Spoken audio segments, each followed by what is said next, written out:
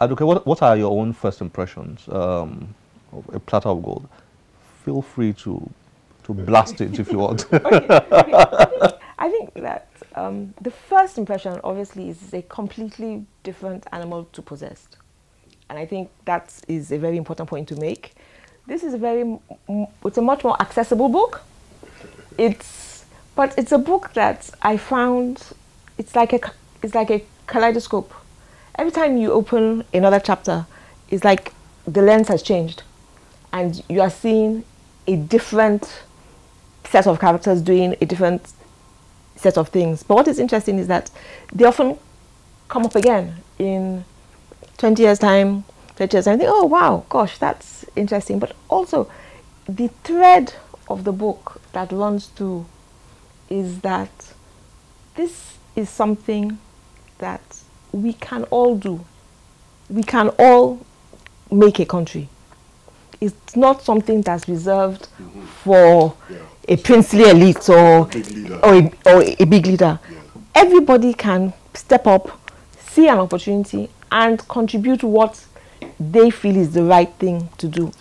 I also thought, and it's not something that is explicitly written, but I don't want to use the word old-fashioned, but there's a celebration of values, and that sounds like such a funny thing to say. But you know, people do the right thing because they're motivated by the larger good.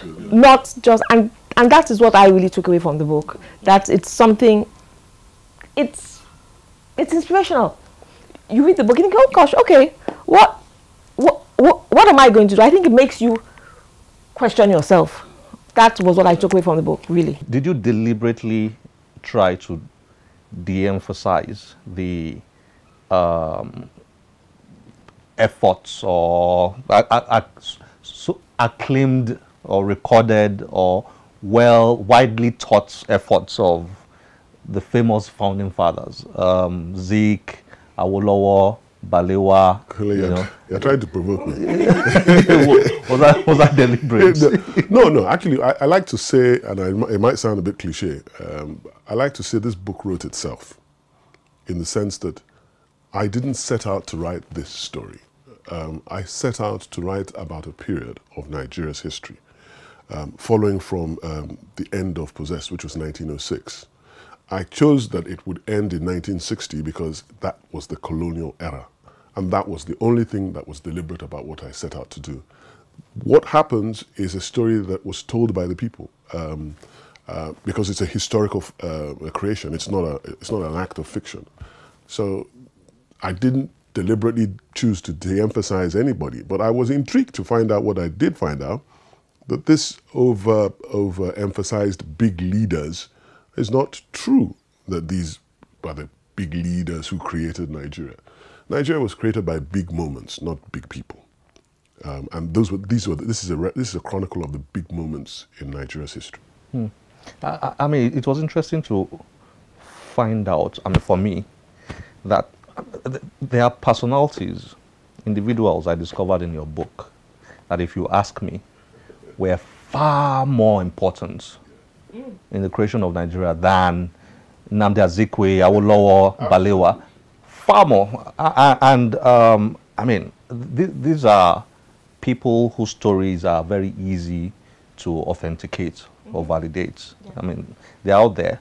But we never focus on them because probably while growing up, we were never told those were the real heroes and the founding fathers. And a lot of them are women. And I've said this before. I really love the fact that the emphasis on women in this book and the role they played. And I think it's striking that the women took the role as equal as men. And one of the characters, Perewa, she calls her fellow women to task. Why are they at home? Why are they not here with us? Oh, yes. It's a call to action. When she gave that speech in Glover Memorial Hall, yes. And she asks the men, why are your women at home? Why are they not here? It's a call to action. And I think and that's why in my earlier comments, it's a book that makes you self-reflect. You're talking about Pelewura, right? Yes. Alimotu Pelewura. Alimotu Pelewura. You know, I asked a young lady in her 30s, I said, have you ever heard this name before?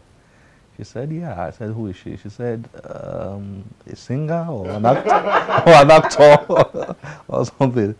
I said, don't be too embarrassed, because, I mean, I didn't know much about her myself until I read this book. You know, that is a woman who should be, I mean, anytime we teach our young people about Nnamdi Azikiwe, Awolowo, Balewa, she needs to be mentioned. Absolutely. I agree. Absolutely. Yes. You know, and her predecessor Yes. in Southeast, what's her name? Nwaiwura. And she's amazing. Who led to the, I mean, her story led to the Aba riot. Yes. Which is not an Aba riot. Which is not an Aba riot, according to the book again. We call it Aba riot. riot. We call it Aba riot. It's not an Aba riot.